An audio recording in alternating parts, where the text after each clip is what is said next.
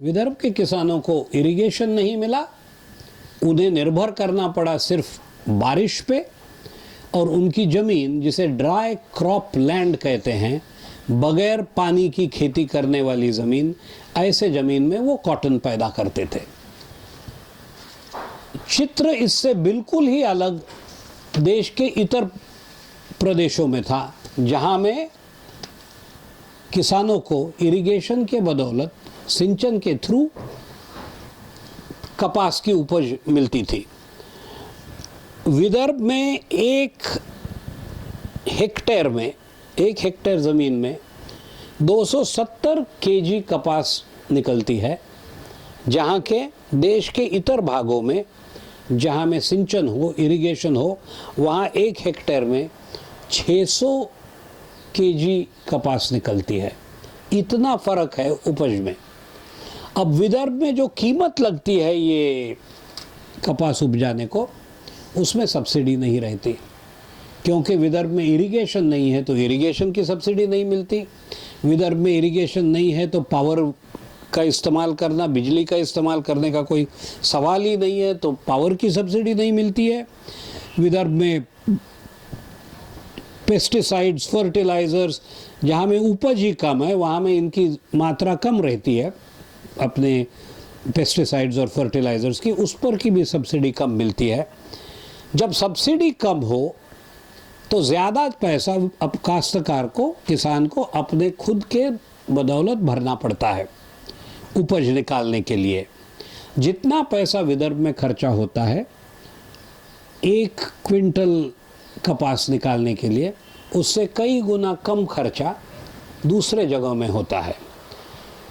जब कपास की कीमत तय की जाती है तब सरासर खर्चा ध्यान में लेते हुए कीमतें तय होती है। विदर्भ की कपास की उपज में कीमत चूंकि ज़्यादा है, तभी भी दूसरे जगह में कपास सस्ती निकलने के कारण कपास को जो कीमत दी जाती है वो कम कीमत दी जाती है। जब तक महाराष्ट्र सरकार कपास खरीदी करता था, तब तक बोनस के रूप में ये कीमतों में का फ़र्क कवर किया जाता था।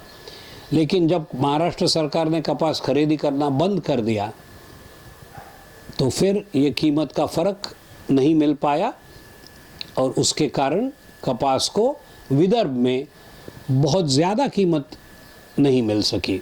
इनफैक्ट विदर्भ के कपास को कम पैसा मिला उस तुलना में, जिस तुलना में बाहर के प्रदेशों में कपास को मिलता था। ये सारे कारण हैं कि विदर्भ के किसान दुखी हुए और उनको अक्सर आत्महत्या का मार्ग लेना पड़ा। इससे भी एक अहम कारण है जो मैंने आपको शुरू में कहा, विदर्भ के किसानों की आत्महत्या की जिम्मेदारी आपकी है और हमारी है। उसके बारे में मैं बतलाऊँ आपको। विदर्भ के किसान को उतना ही पैसा मिलता है कपास के लिए जितना सरकार के विचार में उचित है।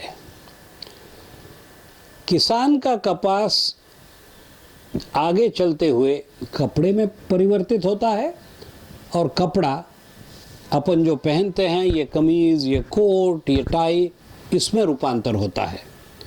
अब कपड़ा आप खरीदने जाइए या रेडीमेड कपड़ा, शर्ट पैंट खरीदने जाइए, तो उसकी कीमत आप जो देते हो और उस किसान को जितना पैसा मिला उसका जब आप विचार करते हो, तब आपके ख्याल में आएगा कि बहुत कम पैसा उस शर्ट के कीमत का या उस पैंट के कीमत का उस किसान तक जाता है जिसने कपास पैदा किया, जिसमें से ये शर्ट और पैंट बनी।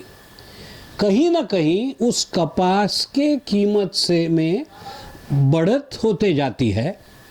फैक्ट्री में कीमत बढ़ती है, फैक्ट्री का प्रोडक्ट में कीमत बढ़ती है, दुकान में माल उतरता है तो फिर बढ़ती है, दुकानदार बेचता है तो और बढ़ती है, आप खरीदते हो तो उस पर बढ़ती है, आप टेलर के पास जाते हो तो उस पर कीमत बढ़ती है, आप रेडीमेड खरीदते हो तो और बढ़ती है। ये सारी कीमतें की जो बढ़त होती है, इसका फ़ायदा किसान को नहीं होता। उसको तो उतना ही पैसा मिलता है जितना सरकार ने उसके लिए तय किया होता। कहीं तो भी फिनिश्ड प्रोडक्ट यानी तैयार माल जो बेचा जाता है और रॉ मटेरियल जिसमें से वो माल बनाया जाता है, इसके कीमतों में कुछ तो भी संबंध होना चाहिए। तैयार माल को उतनी ज़्यादा कीमत रहनी चाहिए जिसका एक पूरा बराबर का हिस्सा माल बनाने वाले को भी मिलना चाहिए। जब तक ये नहीं होता तब तक जो माल बनाता है वो कभी मुनाफे में बाल नहीं बना पाता है और उसे बहुत उस पर नुकसान सहन करना पड़ता है। पश्चिम महाराष्ट्र में ऐसी स्थिति नहीं थी। मैं आपको बतलाऊं कि वहाँ में शुगर इंडस्ट्री है, चीनी बनती है, शक्कर बनती है। किससे बनती है? गन्ने से बनती है। गन्ने के खेत गन्ना उपजते हैं, वहाँ का काश्तकार गन्ने को फैक्ट्री में ले आता है और फैक्ट्री में गन्ना एक बाजू से डालो तो दूसरे बाजू में चीनी निकलती है। चीनी की कीमत और गन्ने की कीमत, इसमें इक्वेशन है। जिस कीमत में चीनी बेची जाती है उसका अच्छा हिस्सा गन्ना उपजने वाले को मिलता है। ये स्थिति यदि आप कपास और कपड़ा इसके बीच कर पाओ तो कुछ फ़ायदा होगा। हमारी सरकारें ऐसी रही है कि उनको इसके बारे में विचार करना वो पसंद नहीं करती। गन्ने के बारे में ये विचार पूरा हुआ, शक्कर के बारे में हुआ। यदि परदेश से शक्कर देश में लाई जाए तो इंपोर्ट ड्यूटी बैठाई जाती है ताकि बाहर की सस्ती शक्कर अपने देश के अंदर के महंगे शक्कर के कंपटीशन में उतर सके। ऐसा न किया जाए तो अपनी महंगे शक्कर को पैसा नहीं मिलेगा। ये स्थिति कपड़े के बारे में नहीं है। बाहर का कपड़ा जो इंपोर्ट किया जाता है, या इवन जब आप कपास इंपोर्ट करते हो अपने देश में, और कभी कभी कपास भी इंपोर्ट होती है, कपास जब आप देश में लाते हो तब उसकी कीमत और देश में के कपास की कीमत, इसमें कोई भी ताल्लुक नहीं रखा जाता। अपना कपास महंगा रहता है, चीन का दूसरे देशों से आने वाला कपास सस्ता रहता है, तभी भी अपने आदमी को उस पैसे का भागीदार नहीं बनाया जाता। ये कुछ अहम कारण है जिससे हमारे किसान को आत्महत्या करनी पड़ती है। अगली बार जब आप कोई कमीज़ खरीदने जाओ, कोई अच्छी साड़ी खरीदने जाओ, तब ये सोचिए कि इसमें का पैसा कितना उस किसान को जाएगा जिसने कपास उपजाई। उतना थोड़ा पैसा उसे जाता है कि उसे आज उसके कपास का खर्चा भी नहीं निकलता, कपास उपजने का खर्चा भी नहीं निकलता। अब जब ये स्थिति आती है तो वो कर्जा लेता है, 1 साल लेता है, दूसरी साल लेता है, तीसरी साल लेता है, कर्जे पर का ब्याज बढ़ता है, ब्याज लौटा तो नहीं सकता, वो सूद भी नहीं लौटा सकता वो।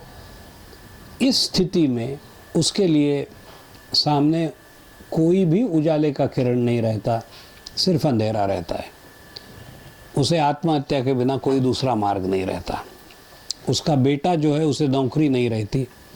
जो पहले हमारे यहाँ 8-8, 10-10 मिलें चला करती थी, 119 जिनिंग एंड प्रेसिंग फैक्ट्रीज थी, उसमें से जो नौकरियां निकलती थी वो सब बंद हो चुकी है।